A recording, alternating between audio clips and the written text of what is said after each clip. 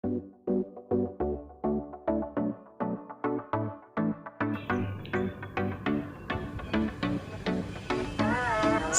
tanam paksa pemerintah kolonial Belanda.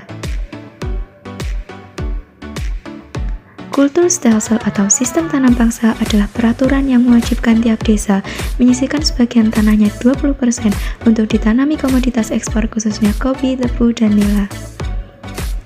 Tokoh sistem tanam paksa ialah Johannes Graf van der Bos yang merupakan Gubernur Jenderal Hindia Belanda yang ke-43 dan memerintah antara tahun 1830 sampai 1834.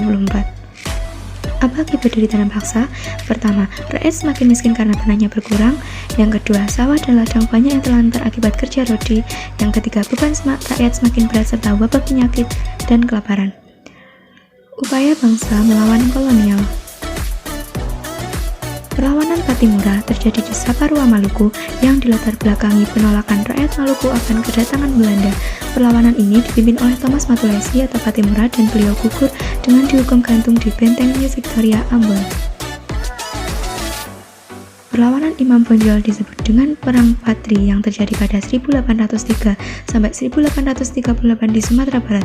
Perang ini bermula karena ada pertentangan antara kaum adat dengan kaum Patri.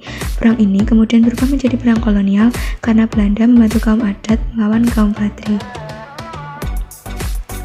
Perlawanan Diponegoro terjadi pada 1825 sampai 1830. Secara umum disebabkan oleh kekecewaan penguasa dan rakyat Mataram terhadap tindakan Belanda yang sewenang-wenang. Secara khusus disebabkan oleh Belanda yang membuat jalan antara Magelang Tegalrejo melewati makam leluhur. Perlawanan I Gusti Ketujuhlantik terjadi karena pemerintah kolonial Hindia Belanda ingin menghapuskan tawan karang yang berlaku di Bali. Perlawanan ini berakhir setelah I Gusti Ketujuhlantik tewas diserang saat mengungsi ke Kintamani di Gunung Batur pada 1849. Perlawanan Sising Mangraja XII terjadi di Sumatera Utara disebabkan raja tidak senang dengan daerah kekuasaannya yang dipekerjakan oleh pemerintah kolonial sebagai dampak dari usaha Pax Nederlandica.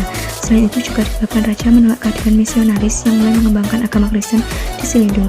Perang ini dimulai pada Februari 1878 dan berakhir pada 17 Juni 1907. Perlawanan Antasari terjadi karena adanya intervensi Belanda dalam urusan internal kerajaan yang menyangkut tata kerajaan, penarikan pajak, hingga tindakan yang semena-mena. Perang ini berlangsung antara 1859 sampai 1905. Pada tahun 1862, Pangeran Antasari wafat karena sakit cacat dan perjuangan dilanjutkan oleh Muhammad Zeman. Terima kasih, semoga bermanfaat.